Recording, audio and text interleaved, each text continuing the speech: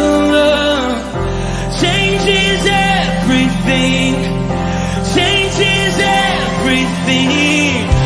Something about your love.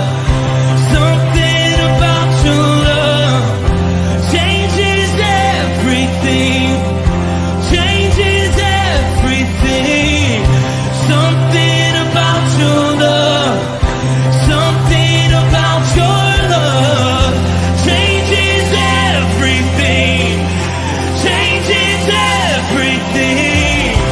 Something about your love. Something about your love changes everything. Changes everything. Something about your love. Something about your love changes every. You turn my morning into dancing. You turn my morning into dancing. You turn my morning into dancing. You turn my morning into dancing.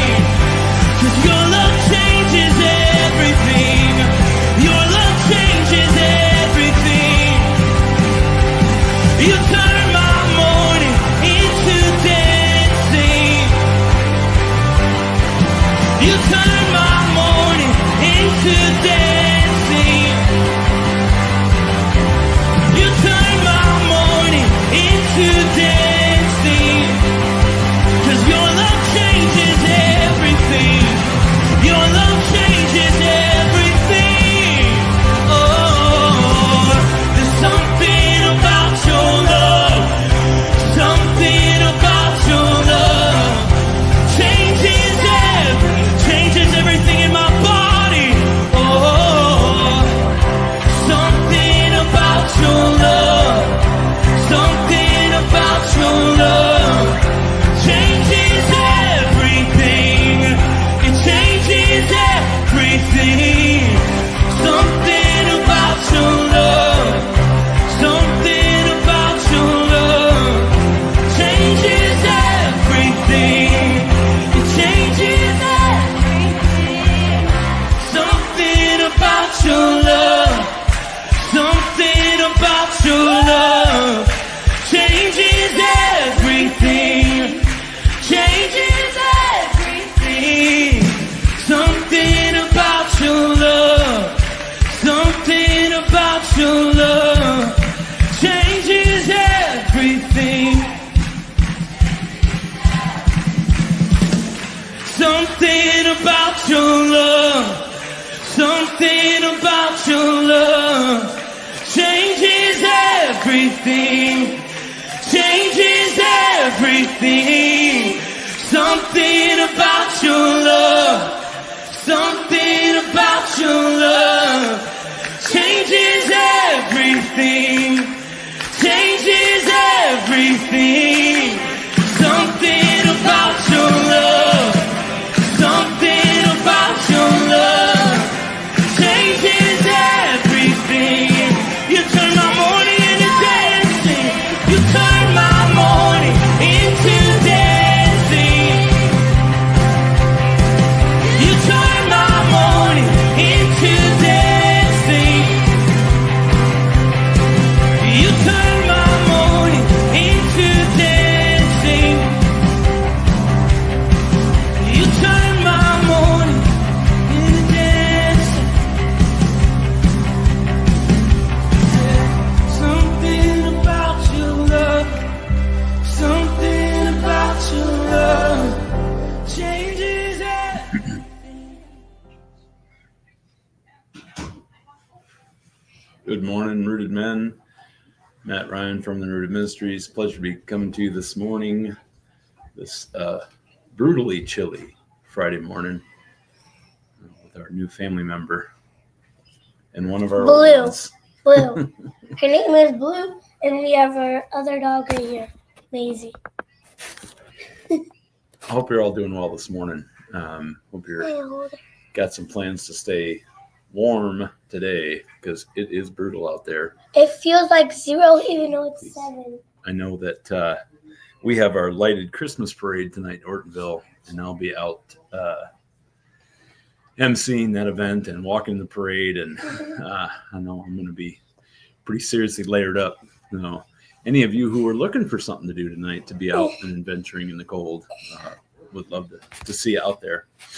I know that I think the Oxford parade is tomorrow, and so 'tis the season, right? All these things going on, all of it starting to certainly feel like Christmas. I know we had at the manger event last night, our Christmas and stuff there's up. just so much stuff going on, as always is in Advent. So we're still working through Ecclesiastes. I know that I don't know to say that maybe it's not the She's heavy. right time of year, I guess. Maybe, in an Advent study, and I know we're working through Tom's book and in the other devotional, and we we like to focus on certain readings, but in this study, we're just kind of continue on the calendar, continue working through Ecclesiastes. So much to gain in a reading of this book, as there is with every book. Everything kind of has its season and it's time to be read. But today, it's focusing on Ecclesiastes is focusing on the comparison again between the wise and the fool. And they use some different terminology to talk about it. We the book, that Solomon first wrote, right? The book of Proverbs deals so much with this comparison of wisdom and folly. And so not too surprising that we're back to it here. But even though this is one of those points that just seems like it's made over and over and over again throughout the Old Testament, why is it? Why do we keep having to revisit that well of wisdom versus folly? It seems that each time it's brought up, it's in just a little bit different way, almost like that, the whole speaking in tongue thing where everyone can hear it and understand it, right? There's so many different things that people relate to. And so being so critical to our lives, the quality of lives, right? Salvation itself, being wise, of course, being accepting the truth and the one true faith, right? Versus the folly, being pulled back into this kingdom or ruled by any of its standards, right? So I guess each time we approach that, it's not beating us up to hear it again. It's just, again, fine-tuning, right? So read through.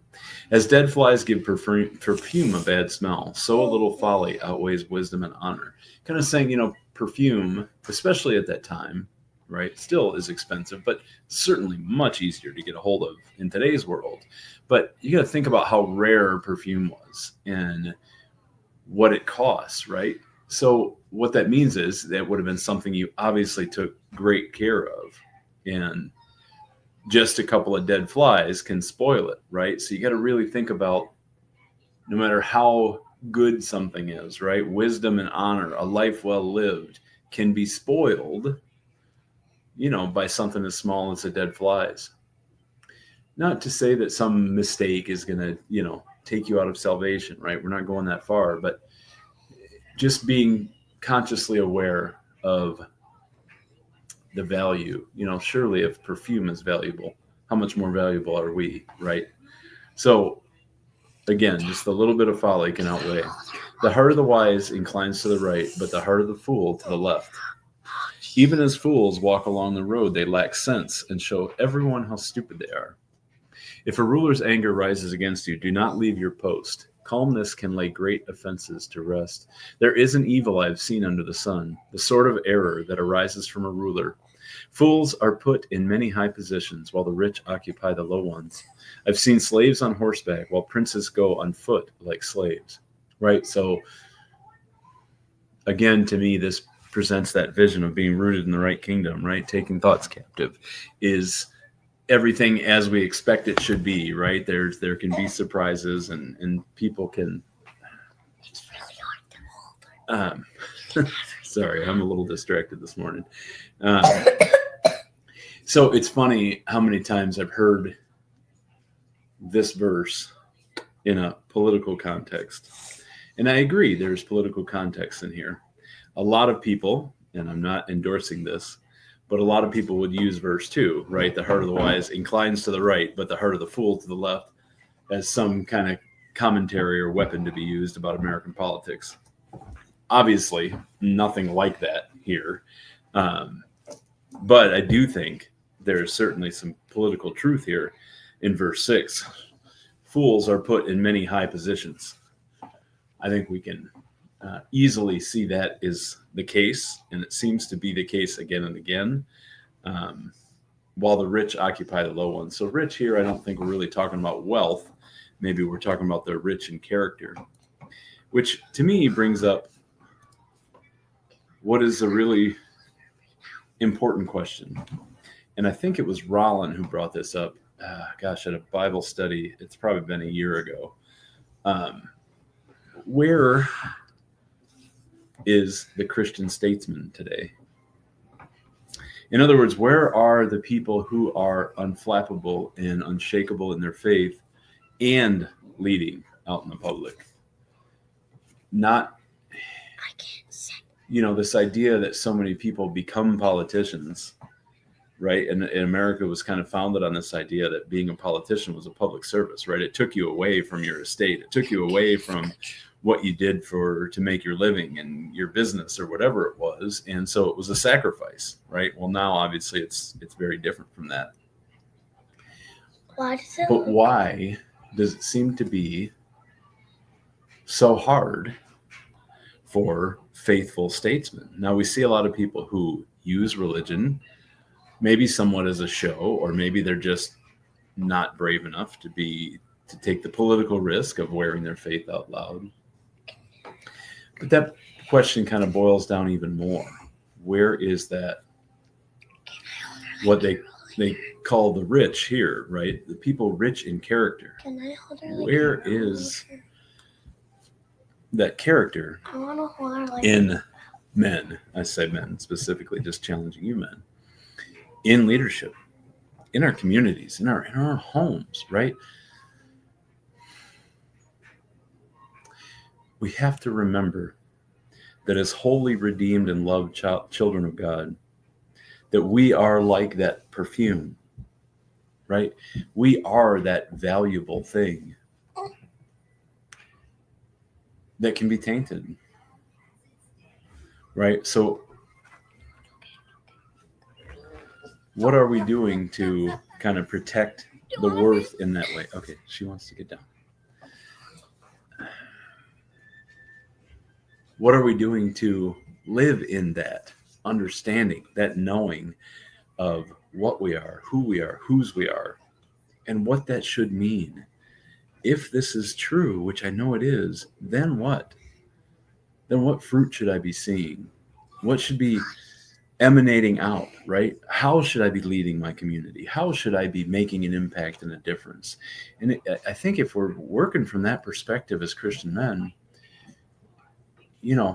change happens very small parts or small steps at a time, right?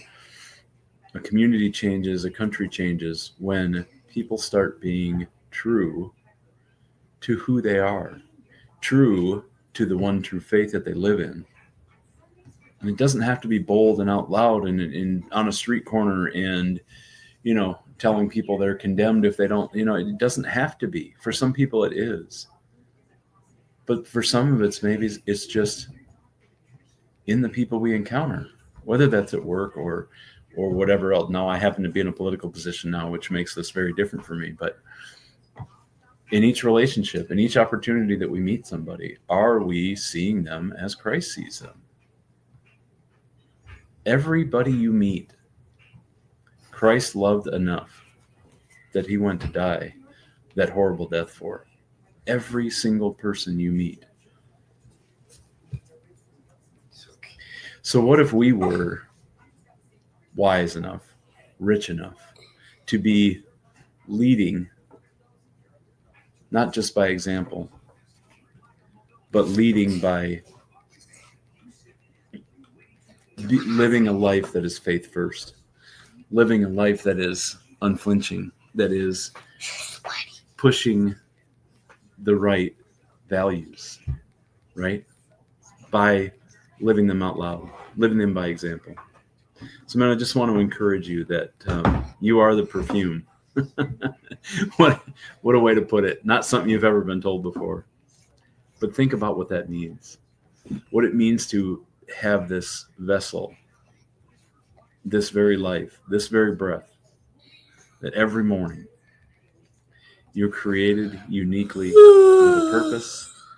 You are given a faith to live in and a faith to live out loud. So let's not allow the dead bugs to collect and poison what it is that we're made of, the value that lives within us. I love you, gentlemen. I hope that's a good word for you today. Again, I hope that you are finding ways to stay warm and have maybe some holiday activities to engage in, have some people that you love around you. Let's have a great weekend here. Let's make it a firmly rooted day, and may someone see Jesus in us today. Peace.